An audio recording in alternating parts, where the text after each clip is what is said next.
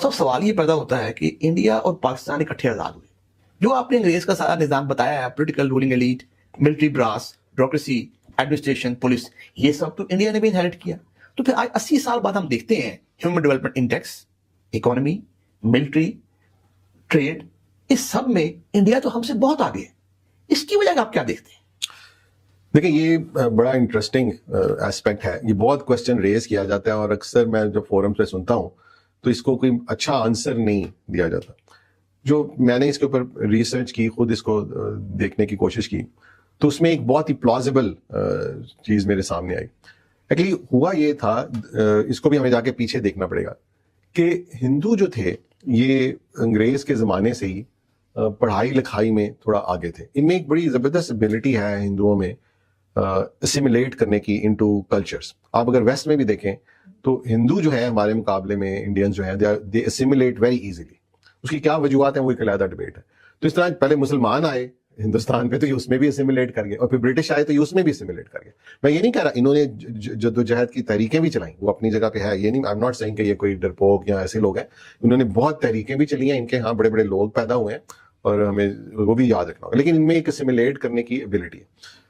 جب سر سید احمد خان نے جب تحریک چلائی تھی علی گڑھ پڑھانے کی, مسلمانوں کو ایجوکیشن دینے کی, اس کی وجہ یہ تھی کہ تمام جابس پر انگریزوں کی ہندو زیادہ تر لوگ تھے.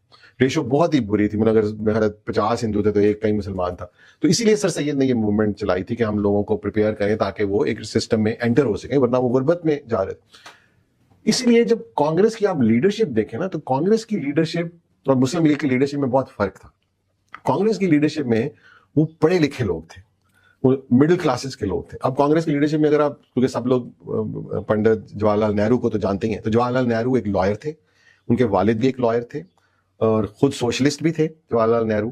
اور اسی طرح گاندھی کو سب لوگ جانتے ہیں. ہمارے یہاں تو گاندھی کو ایک ایسے پورٹرے کیا جاتا ہے, گاندھی ایک بہت پڑھے لکھے لائر تھے, ایک عام گھرانے سے تھے, اور پھر وہ انہوں نے ایک بہت بڑی جدوجہد کی اور تحریک آزادی کے وہ بہت بڑے ایک لیڈر ہیں. ان کو ہندوستان میں بہت پرومیننٹلی دیکھا جاتا ہے, جیسا ہم قائد اعظم کو دیکھتے ہیں. اسی طرح سبھاش چندر بوس ہو یا اور پٹیل ہوں, اور اپنا جو یہ تھے دادا بھائی نورو جی, یہ سب لوگ بہت پڑھے لکھے. تو ابوالکلام آزاد خود, یعنی ایک بہت ہی لرنڈ آدمی, بہت ہی, میرا خیال ہے مسلم لیگ کی پوری لیڈرشپ میں کوئی ایسا آدمی نہیں تھا. میں آپ کو سچ بتا رہا ہوں, جس لیول پہ ابوالکلام آزاد کھڑے تھے. کیونکہ ہمیں تو ایک بالکل وہ ڈیوائڈ کر کے نوشنز بلڈ کیے جاتے ہیں, لیکن ڈفرینسز اپنی جگہ پہ, ڈس ایگریمنٹ اپنی جگہ پہ, لیکن بہت کم. تو یہ ایک مڈل کلاس لیڈرشپ تھی. ادھر لیڈرشپ تھی جو کہ نوابوں کی, وڈیروں کی تھی, اور قائد اعظم کے پاس چوائس نہیں تھی کیونکہ وہ مڈل کلاس تھی ہی نہیں. اس مڈل کلاس میں سے آپ دیکھیں کہ کون تھے, علامہ اقبال تھے. بہت بڑا اقبال نے رول پلے کر دیا, مطلب ایک امیزنگ رول پلے. ایک بندے نے وہ رول پلے کیا جو شاید سینکڑوں لوگ نہیں کرتے. قائد اعظم خود ایک middle class, educated middle class تھے, بہت بڑا رول پلے کر دیا, لیکن جو ان کے ساتھی تھے وہ نہیں تھے. تو اسی لیے ادھر جو لیڈرشپ چلی, کانگریس پھر حکومتوں میں آتی رہی. کانگریس نے حکومت میں آ کے ان کو ایڈمنسٹریٹو سسٹم کا پتہ تھا, ساری چیزیں, جبکہ مسلم لیگ کبھی حکومت میں آئی بھی نہیں, آئی بہت لیٹ, وہ سارا ایک کانفرنٹیشن کا ٹائم ہے.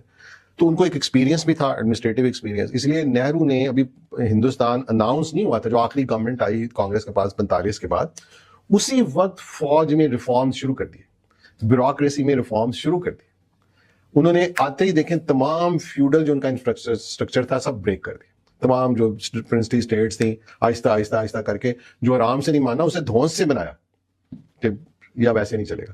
ہمارے یہاں کیونکہ سارے لوگ ہی وہ تھے, قائد اعظم کا انتقال ہو گیا, لیاقت علی خان کا انتقال, لیکن لیاقت علی خان بھی ایک نواب تھے اس طرح. اور تو یہ جو لوگ تھے ان کا ہولڈ رہا, انہوں نے ٹیک اوور کیا. اس لیے یہاں پہ نہ لینڈ ریفارم ہو سکے, نہ ہم اس طرح یہ سارے جو توڑ سکے وہ کلچر فیوڈل. اس کا رزلٹ یہ ہوا کہ کیونکہ انگریز کے زمانے میں ایک جو کلاس کریٹ ہوتی ہے, وہ جو فیوڈل مائنڈ سیٹ, وہ کلاس ہماری, اب پڑھے لکھوں کی بھی وہی کلاس ہے, فیوڈل مائنڈ سیٹ. ہم فیوڈل نہیں ہیں, مائنڈ سیٹ سے feudal. We want to overpower things. ہم اپنی انکمپیٹنس کے ذریعے ہی سب کچھ کرنا چاہتے ہیں, ہم کمپیٹنس پہ بلیو نہیں کرتے. ٹھیک ہے. ان کے ہاں شروع میں آپ دیکھیں ایجوکیشن منسٹر بنے ابوالکلام آزاد, انہوں نے جو ٹرپل آئی ٹی ان کے جو انہوں نے اس وقت بنا دیے 50s میں, جو آج انڈیا کے لیے اتنی بڑی انہوں نے سروس کی ہے کہ دنیا کے ایکسپرٹس انہوں نے پیدا کیے ہیں. تو یہ میرے خیال میں ایک بیسک ڈفرینس تھا کہ ان کی جو مڈل کلاس تھی ایکچولی وہ رول میں آئی, اور اس مڈل کلاس نے ڈیموکریسی کو ڈیریل نہیں ہونے دیا. انہوں نے شروع میں ہی کانسٹیٹیوشنز میں جو چیزیں کرنی تھیں اس میں جیسے فیوڈل بریک ڈاؤن کیا, آرمی کے لیے کوئی راستہ نہیں چھوڑا, اندر آنے کا, اور اسٹرینتھ ان کی جو ایز اے پالیٹیشین تھی, چاہے وہ آپس میں لڑتے تھے جھگڑتے تھے, لیکن ان چیزوں پہ انہیں کمپرومائز نہیں کیا, اور حتیٰ کہ وہ 90s میں اس جگہ پہ پہنچے جہاں انہوں نے اکنامکلی بھی ایک مساق جسے ہم کہتے ہیں کر لیا منموہن سنگھ کے دور میں, نسیمہ راؤ اور سارے, کہ جس کو پھر کسی گورنمنٹ نے ڈیریل نہیں کیا. تو اس وجہ سے انڈیا پھر اوپر جاتا گیا, اور ہمیں پتہ ہے کہ آج بھی ان کی پالیٹکس میں مڈل کلاسز بہت زیادہ آتی ہیں. مودی خود آپ کو پتا ہے ایک بہت ہی نیچے سے آئے ہوئے انسان ہے, لیکن ٹھیک ہے اس وقت جو ان کی پالیٹکس میں جمہوریت میں یہ ہوتا ہے, ادھر ٹرمپ جیسے بندے آتے ہیں, ادھر مودی بھی آیا ہوا ہے, تو چیزیں ہوتی ہیں, لیکن ڈیموکریسی میں دیر آر چانسز وہ اس سے نکل جائیں گے. لیکن پاکستان میں ہمارے پاس نکلنے کا راستہ نہیں ہے, اور راستہ صرف ایک ہی ہے کہ اگر ہم واپس ڈیموکریسی پہ آئیں, اس کو چلنے دیں.